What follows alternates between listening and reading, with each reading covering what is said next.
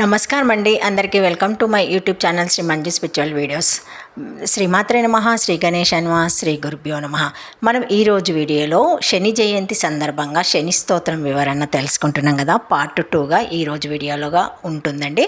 నిన్నటి video continuation తప్పకుండా చూడగలరు.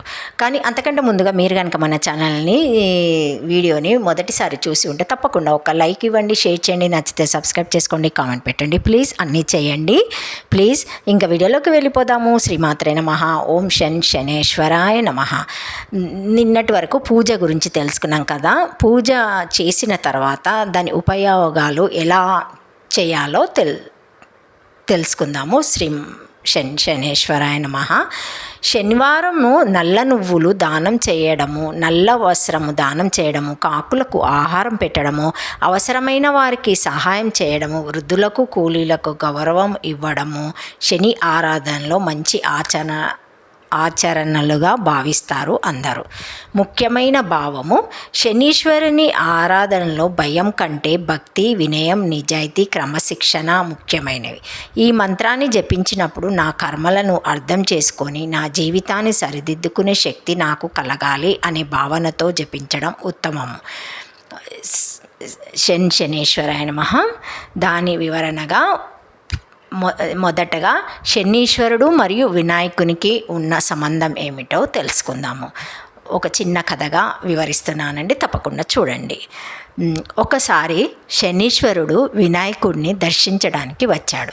కానీ శనీశ్వరుడు తన చూపు చాలా ప్రభావవంతమైనదని తెలుసుకొని వినాయకుడి వైపు నేరుగా చూడకుండా తల వంచి నిలబడ్డాడు. అప్పుడు పార్వతీదేవి, నా కుమారుడిని ఎందుకు చూడడం లేదు అని అడిగింది. శనీశ్వరుడు వినయంగా, అమ్మా, నా దృష్టి వల్ల ఎవరికైనా కష్టం కలగవచ్చు కదా, అందుకే నేను చూడ్డానికి సంకోచిస్తున్నానని అమ్మా అని చెప్పాడు. కానీ పార్వతీదేవి ఆజ్ఞ ప్రకారము శనీశ్వరుడు వినాయకుడిని చూశాడు. వెంటనే వినాయకుడికి ఒక కష్టం సంభవించిందని పురాణ కథలు చెబుతారు. తర్వాత దేవతల అనుగ్రహంతో వినాయకుడు మళ్ళీ పూజ్యుడు అయ్యాడు. కథా భావం: శనీశ్వరుడు చెడు చేయాలనుకునే దేవుడు కాదు. ఆయన దృష్టి అంటే కర్మఫలాన్ని గుర్తు చేసే శక్తి. కర్మ ప్రకారము ఫలితం తప్పదు అనే సందేశం ఈ కథలో ఉంటుంది. ఓం శనేశ్వరాయ నమః. రెండవ కథగా ఇంకొకటి వివరిస్తున్నానండి. శనీశ్వరుడు మరియు హనుమంతుడు వారి మధ్యలో జరిగిన సంఘటన. ఒకసారి శనీశ్వరుడు హనుమంతుడిపై తన ప్రభావాన్ని చూపాలని అనుకున్నాడు. ఆ సమయంలో హనుమంతుడు శ్రీరాముని ధ్యానంలో ఉన్నాడు. శనీశ్వరుడు హనుమంతుడి శరీరంపైకి ఎక్కి తన ప్రభావాన్ని చూపేందుకు ప్రయత్నించాడు. అప్పుడు హనుమంతుడు తన తోకను చుట్టి శనీశ్వరుని బిగించి పట్టుకున్నాడని కథగా వివరించారు. శనీశ్వరుడు బాధపడి హనుమంతుడిని ప్రార్థించాడు. అప్పుడు హనుమంతుడు రామభక్తులను ఎక్కువగా బాధించకూడదు అని చెప్పాడు. శనీశ్వరుడు ఆ మాటను అంగీకరించాడు. అందుకే శని ప్రభావము ఎక్కువగా ఉన్నవారు హనుమాన్ చాలీసా చదవడం, హనుమంతుడిని స్మరించడం మంచిదని చాలామంది నమ్ముతారు, విశ్వసిస్తారు. ఆ కథ భావము: భక్తి, ధైర్యము, సత్య, నిష్ఠ ఉన్నవారికి శని ప్రభావం కూడా ఆత్మబలం, సహనం నేర్పే మార్గంగా మారుతుంది. ఓం శనేశ్వరాయ నమః. శ్రీమాత్రే నమః. మూడవ కథగా రాజా విక్రమాదిత్యుడు మరియు శనీశ్వరుడు మధ్య జరిగిన కథ మనకు తెలిసే ఉంటుంది, వివరిస్తున్నాను, చూడగలరు. ఒకసారి గ్రహాల మహిమ గురించి చర్చ జరుగుతున్నప్పుడు రాజా విక్రమాదిత్యుడు శనీశ్వరుడికి సరి అయిన గౌరవం ఇవ్వలేదని ఒక కథ చెబుతారు. దాంతో శనీశ్వరుడు విక్రమాదిత్యునికి తన ప్రభావాన్ని అనుభవింపచేశాడు. ఆ రాజు తన రాజ్యము, గౌరవము, సౌఖ్యాలు కోల్పోయి అనేక కష్టాలు అనుభవించాడు. కానీ అతను ధైర్యం, నిజాయితీ, సహనం కోల్పోలేదు. చివరికి శనీశ్వరుడు ప్రత్యక్షమై కష్టాలలో కూడా నీ ధర్మాన్ని విడిచిపెట్టలేదు, అందుకే నీకు మళ్ళీ గౌరవము, ఐశ్వర్యము లభిస్తాయని అనుగ్రహించాడని కథ చెబుతుంది. కథాభావము: శనికాలము వచ్చినప్పుడు మనిషి పరీక్షించబడతాడు. కానీ నిజాయితీ, సహనం, ధర్మం విడవకపోతే చివరికి మంచి ఫలితం వస్తుందని ఈ కథ అర్థంగా చేసుకోవచ్చు. ఓం శం శనేశ్వరాయ నమః. 4వ కథగా శనీశ్వరుడు మరియు నలుడు, నలమహారాజు తెలిసే ఉంటుంది కదండి మీకు అందరికీ. వాళ్ళ మధ్య జరిగిన కథ ఒకటి. రాజా నలుడు ధర్మవంతుడు, మంచివాడు, కానీ శని ప్రభావం వల్ల ఆయన జీవితంలో పెద్ద కష్టాలు వచ్చాయి. రాజ్యం కోల్పోయాడు, భార్య దమయంతి నుండి దూరమయ్యాడు, అడవులో తిరిగాడు, ఎన్నో అవమానాలు అనుభవించాడు. అయినా నలుడు పూర్తిగా ధర్మం విడవలేదు.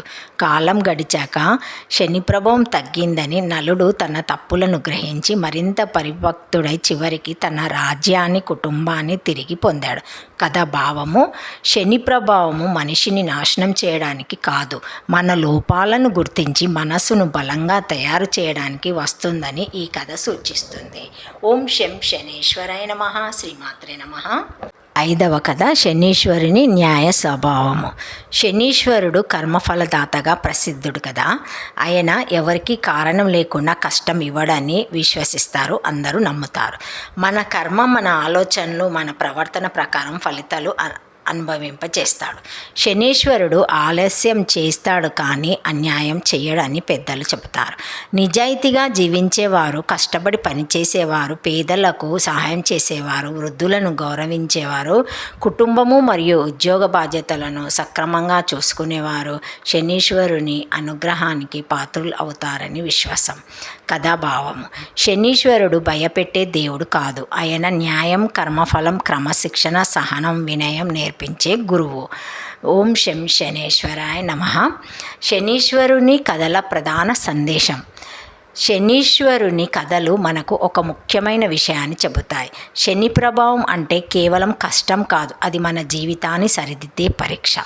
కష్టకాలంలో భక్తి మాత్రమే కాదు, నిజాయితీ, సహనం, క్రమశిక్షణ, కుటుంబ బాధ్యతలు, ఉద్యోగ బాధ్యతలు కూడా ముఖ్యమైనవి. శనీశ్వరుని ఆరాధన అంటే భయంతో చేసే పూజ కాదు, మన కర్మలను అర్థం చేసుకొని మంచి మార్గంలో నడవడానికి చేసే ప్రార్థన. ముఖ్యమైన భావము: శనీశ్వరుడు శిక్షించే దేవుడు మాత్రం కానే కాదు, మనిషిని బాధ్యతగా గలవాడిగా, సహనశీలిగా, ధర్మపరుడిగా మార్చే గురువు. ఓం శం శనేశ్వరాయ నమః. శ్రీమాత్రే నమః.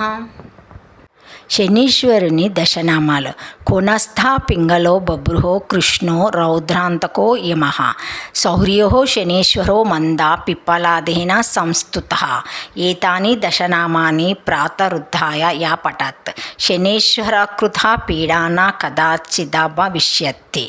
1 కోనస్థ, 2 పింగళ, 3 బభ్రుః, 4 కృష్ణః, 5 రౌద్రాంతకః, 6 యమః, 7 శౌర్యః, 8 శనీశ్వరః, 9 మందః, 10 పిప్పలాదీన సంస్థిత. భావార్థము: కోనాస్థుడు పింగళవర్ణుడు, బభ్రువర్ణుడు, కృష్ణావర్ణుడు, రౌద్ర స్వరూపాన్ని అంతం చేయువాడు, యమస్వరూపుడు, సూర్యపుత్రుడు, శనీశ్వరుడు, మందగమనుడు, పిప్పలాద మహర్షిచే స్తుతింపబడినవాడు. ఈ 10 నామాలను ఉదయం లేచి జపించిన వారికి శనిగ్రహ పీడ ఎప్పుడూ కలగదు. ఓం శం శనేశ్వరాయ నమః. శ్రీమాత్రే నమః. Thank you for watching my video. Please like, share, comment. Please like, comment, subscribe to my channel. మరిన్ని వీడియోస్తో మళ్ళీ కలుస్తానండి. ఈ వీడియో కనుక మొదటిసారి ఎవరైనా చూసి ఉంటే తప్పకుండా ఒక చిన్న లైక్ ఇవ్వండి, హైప్ ఇవ్వండి, షేర్ చేయండి, నచ్చితే సబ్స్క్రైబ్ చేసుకోండి, కామెంట్ పెట్టండి. ప్లీజ్ అన్నీ చెయ్యండి. శ్రీమాత్రే నమః. ఓం నమః శివాయ. ఓం శం శనేశ్వరాయ నమః. శ్రీమాత్రే నమః. Thank you.